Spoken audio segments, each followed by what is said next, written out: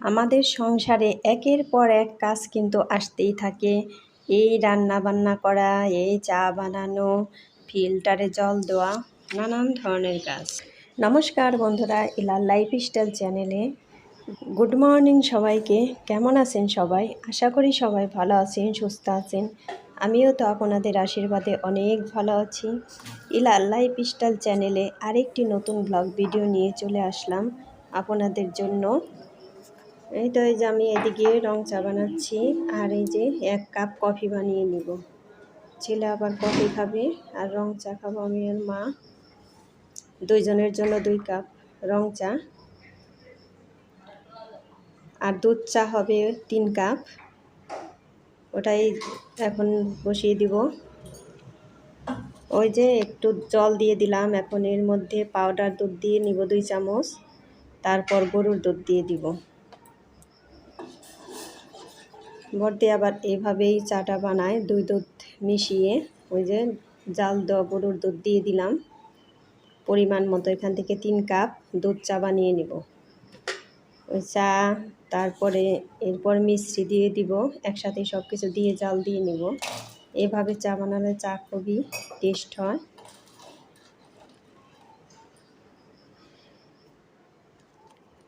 তো এখন এই যে কফিটাও বানিয়ে নিচ্ছি, গরুর দুধ দিয়ে দিলাম। এই 1 কাপই বানাবো। আর বন্ধুরা, একটা লাইক দিয়ে আমার ভিডিওটি কন্টিনিউ করবেন। আপনাদের একটা লাইক আমার ভিডিওটিকে এগিয়ে যেতে সাহায্য করবে।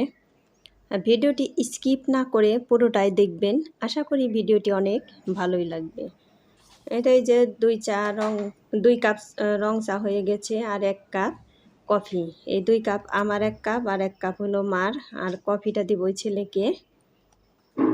আর দুধ চা বসিয়ে দিয়েছি। ওটা এই যে চাটা এখন খেয়ে নিব। চা খেতে খেতে আবার দুধ চা হয়ে যাবে। তারপর ওই দুধ চা থেকে আবার মেয়ে, বড় মেয়ে আর বড়দি, 3 জনে খাবে। আমার দুধ চা খেতে বেশি ভালো লাগে না, আবার খেলে পরেও গ্যাস বেড়ে যায়। এখন এই যে চা খেয়ে আবার ফিল্টারে জল দিয়ে নিব।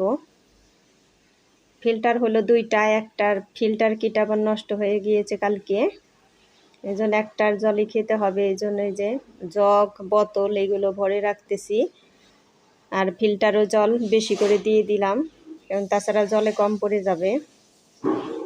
কারণ আমরা বাড়িতে মানুষ হলো 7 জন, 7 জনের তো জল খেতেও লাগবে অনেক।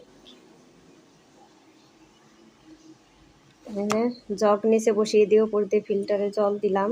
আমার এই তো দুধ চাও হয়ে গিয়েছে। এখন এই তো 3 কাপ বানিয়ে ওদের দিয়ে আসবো। ওরা আবার দুধ চা খেতে পছন্দ করে। এখানে আবার ফ্রিজ থেকে তরমুজ বের করে রাখলাম। এই তরমুজটার কালার হলো হলুদ কালার, এই জন্য আমাদের দুজনের জন্য অর্ধেকটা রেখে দিয়েছে। এই কালারের তরমুজ আমরা এখনও খাইনি, এই জন্য। এখানে আবার এই যে আমার মেয়ে পড়তে বসেছে, এই যে স্কুল থেকে কত কিছু বানাইতে দিছে, তাই বানাচ্ছে ও বসে বসে সুন্দর করে। আর ও সব কিছুই মোটামুটি পারে, যেটা দেখে ওইটাই পারে।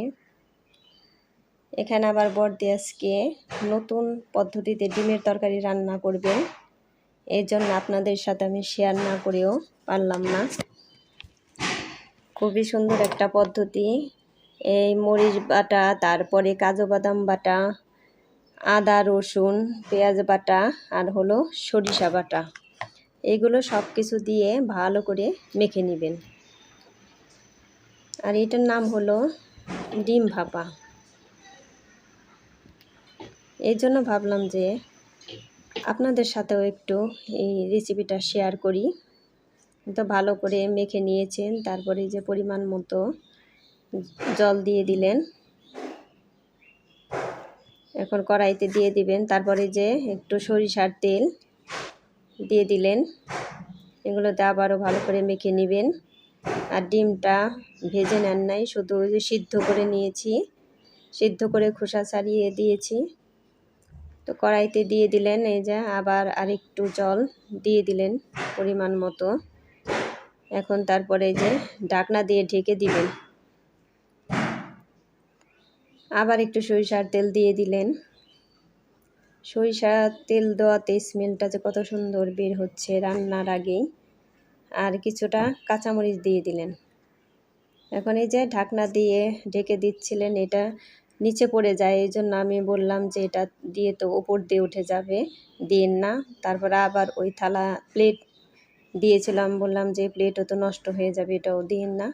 তারপর শেষে বড় ঢাকনা দিয়ে ঢেকে দিয়েছিলেন। ওই দেখেন ডিম ভাপাটা কত সুন্দর দেখা যাচ্ছে। আমার এই ভিডিওটি ভালো লাগলে কমেন্ট করে জানাবেন।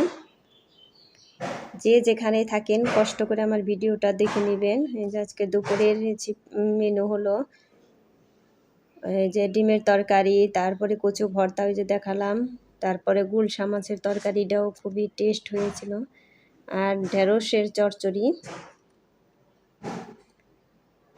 সব কিছুই খুব ভালো হয়েছিল। এই তো দুপুরে খাওয়া শেষে আবার রাত্রিতে সবাই বকফুলের বড়া খাবে, সেই জন্য আবার এই যে বকফুলের ভিতরের এই যে একটা যে শীষ থাকে ওই শীতটা ফেলে নিচ্ছি। তারপর ভালো করে ধুয়ে নিব ফুলগুলো, তারপর বড়া ভাজবো। আর আমার চ্যানেলে নতুন হয়ে থাকলে একটা সাবস্ক্রাইব করে পাশে থাকা বেল আইকনে ক্লিক করে দিবেন, তাই নোটিফিকেশন চলে যাবে সবার আগে আপনার কাছে। আর ভিডিওটি ভালো লাগলে বন্ধুদের মাঝে শেয়ার করে দিবেন। আমার ফুলগুলো শির বাছা হয়ে গিয়েছে, এখন ভালো করে ধুয়ে নিয়েছি। আর এই যে এখন পরিমাণ মতো আটা নিয়ে নিলাম, তারপরে হলুদ, লবণ, ধনে গুঁড়ো, মরিচের গুঁড়ো দিয়ে ভালো করে মেখে নিব। আর কিছুটা কালো জিরে দিয়ে দিলাম। কালো জিরা দেওয়াতে মানে বড়ার টেস্টটা অনেক গুণে বেড়ে যাবে। একটা কালো জিরে কামড় লাগলে খুবই ভালো লাগে। এই তো আমার বেটার তৈরিটা ঠিক মতো হয়েছে, একদমই সুন্দর হয়েছে। এইভাবে বেটার তৈরি করলে বড়াও অনেক ভালো হয়, বড়াগুলো ফুলে আর খেতেও খুবই টেস্ট লাগে। এই যে কড়াইতে তেল আমি বেশি করে দিয়ে দিয়েছি, কারণ বেশি তেল না দিলে বড়া ভাজা ভালো হয় না, কাঁচা থাকে।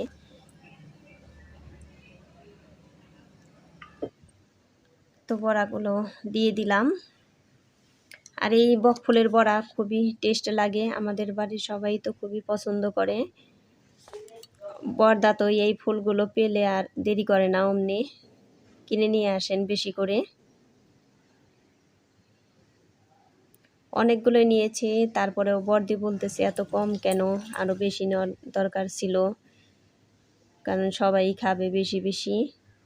ওই বড়া আমি আর বড়দি আর আমার মেয়ে তিনজনে একটু কম পছন্দ করি। কম পছন্দের মধ্যে এমনি খাইতে খুবই টেস্ট লাগে, কিন্তু খাইয়া সেরে তো ভালো লাগে না, খুবই খারাপ লাগে। এই জন্য মানে একদমই একটা কি দুইটা এরকমভাবেই আমরা খাই। বড়দিও বেশি খায় না, বড়দিও একটা কি দুইটা এরকমই খায়, আমার মেয়েও তাই। আর অন্য সবাই যারা আছেন তারা সবাই মোটামুটি অনেক ভালো পছন্দ করেন।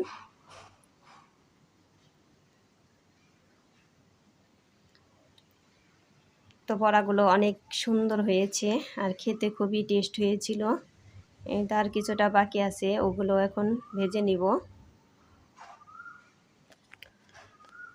আর বন্ধুরা আমার ভিডিওটা কেমন লাগছে আপনাদের কাছে আপনারা একটু জানাবেন। আর এই বকফুলের বড়াগুলো কে কে পছন্দ করেন তারাও কমেন্ট করে জানাবেন, তাহলে বুঝতে পারবো যে আমাদের মতো আপনারাও এগুলো পছন্দ করেন। আর বন্ধুরা যে যেখানেই থাকেন ভালো থাকেন, সুস্থ থাকেন, এই কামনা করে আমার ভিডিওটি শেষ করছি। টাটা।